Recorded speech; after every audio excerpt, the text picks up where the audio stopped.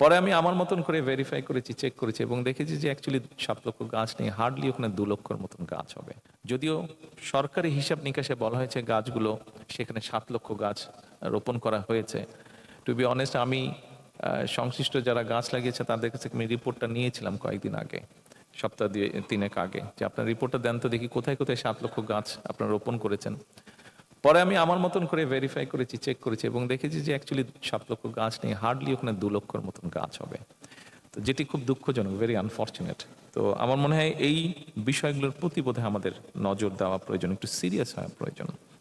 তবে বৃক্ষ রোপণ বা কিংবা বনায়ন এটাই বোধহয় শেষ কথা উচিত হবে না, শেষ কথা হওয়া উচিত হবে না। এই বনায়ন পশু পাখি বিভিন্ন প্রাণী কীট পতঙ্গের জন্য নিরাপদ বাসস্থান কিংবা প্রয়োজনীয় আহারের যোগান দিতে পারে কিনা এটিও কিন্তু আমাদের চিন্তার মধ্যে থাকা প্রয়োজন।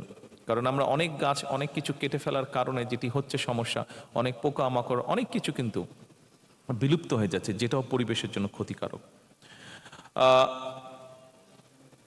গাছপালা,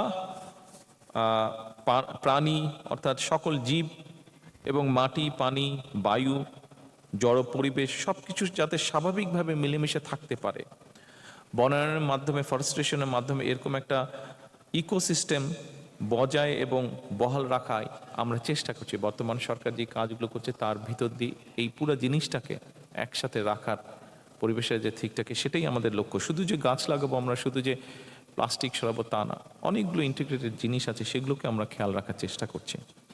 আজকের এই পরিবেশ এবং বৃক্ষ মেলায় উপস্থিত সুধীজন এবং যারা অনলাইনে আমার এই বক্তব্য শুনছেন কিংবা হয়তো পরবর্তীতে শুনবেন, আপনাদের প্রতি আমি আরেকটি বিষয়ে দৃষ্টি আকর্ষণ করতে চাইছি।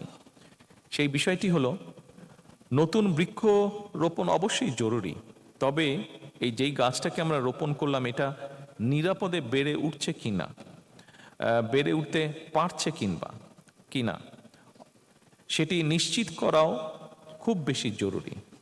আর যুগ যুগ ধরে যে স্থানীয় ইকোসিস্টেমের অংশ হয়ে যাওয়া যে গাছগুলো আছে, একটু আগে যেটা বলেছি যে মাদার ট্রি বলতে যেগুলোকে বুঝি আমরা, সেগুলো যাতে রক্ষা পায়, সেগুলো যাতে কেটে না ফেলা হয়, এই বিষয়টি অত্যন্ত জরুরি। কিন্তু এই বিষয়ে বোধহয় আমাদের একটু সচেতন হওয়া প্রয়োজন।